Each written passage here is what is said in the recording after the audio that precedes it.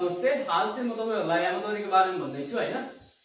यामाडोरी दुईटा शब्द मिलेर बनेको हुन्छ जुन चाहिँ जापानिज वर्ड हो हैन।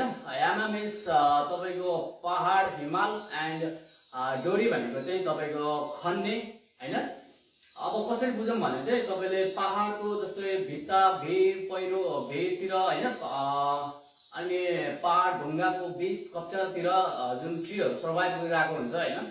त्यो ट्रीहरु चाहिँ त्यहाँबाट निकाल्ने हैन। त्यहाँबाट निकाल्नुलाई यामाडोरी मेटेरियल्स भन्छ हैन।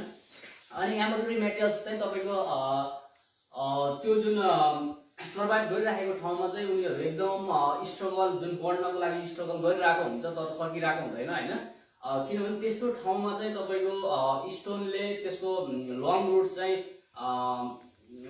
लङ भन्दा 5 रुटहरु बढी हुन्छ हैन। जति पनि अब पहाडको कप्चरतिरको रुखहरुमा चाहिँ उनीहरु एकदम स्ट्रेस परिरहेको हुन्छ हैन। जस्तै यो ट्री चाहिँ तपाईले देखिरहनु भएको छ, यो चाहिँ 2 इयर्स अगाडि चाहिँ कलेक्सन गरे हो। त्यो टाइममा चाहिँ टोटली डिफरेन्ट थियो अनि ल्याइसकेपछि चाहिँ लगभग 2 इयर लाएर ओभर गरेको हो हैन। अनि अहिले चाहिँ बेटर बोन्साई त नभनौं तर ठिक्कको राम्रो बोन्साई बनिरहेछ। फ्युचरमा राम्रो ट्री बन्छ हैन। मैले अनि यो जुन यामाडोरी मेटेरियल्स चाहिँ एकदम इन्ट्रेस्टिङ हुन्छ। उनीहरु नेचरले नै बनाएको हुन्छ हैन। यिनीहरुको ड्राफ्ट वुड अनि तपाईको सारे क्रिएसन पनि नेचरले बनाएको हुन्छ हैन। अनि बोन्साईको फिल्डमा चाहिँ यामाडोरी चाहिँ एकदम फास्ट वे हो हैन। जसले चाहिँ बोन्साई चाँडो बनाउन मद्दत गर्दछ हैन। बोन्साई चाँडो बन्छ किनभने यो ट्रीको एज अलरेडी एज धेरै बुढो हो हैन। एज अलरेडी धेरै एज भइसकेको हो। इन्ट्रेस्टिङहरु छ। अनि त्यसपछि जस्तै हामी सीडबाट ग्रो गरेको भए कटिङबाट ग्रो गरेको भए सायद हामीलाई धेरै टाइम लाग्थ्यो।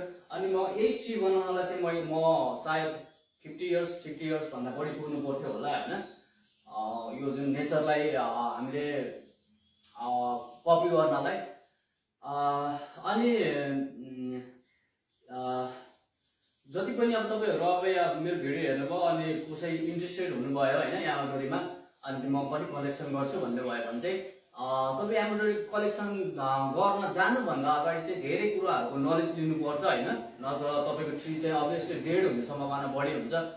मेन कुरा त अब सिजनको बारेमा थाहा पाउनु पर्यो हैन। कुन टाइममा कुन यामाडोरी कुन मेटेरियललाई चाहिँ कुन स्पेसिस चाहिँ कलेक्सन गर्ने भन्ने कुराहरु अब जुनसुकै टाइममा जाने जंगलको प्लान्टहरु हैन। अनि त्यसपछि जुनसुकै ठाउँबाट बिरुवाहरु निकाल्ने गर्यो भने चाहिँ प्लान्ट या यामाडोरी मेटेरियल्सहरु चाहिँ डेड हुन्छ।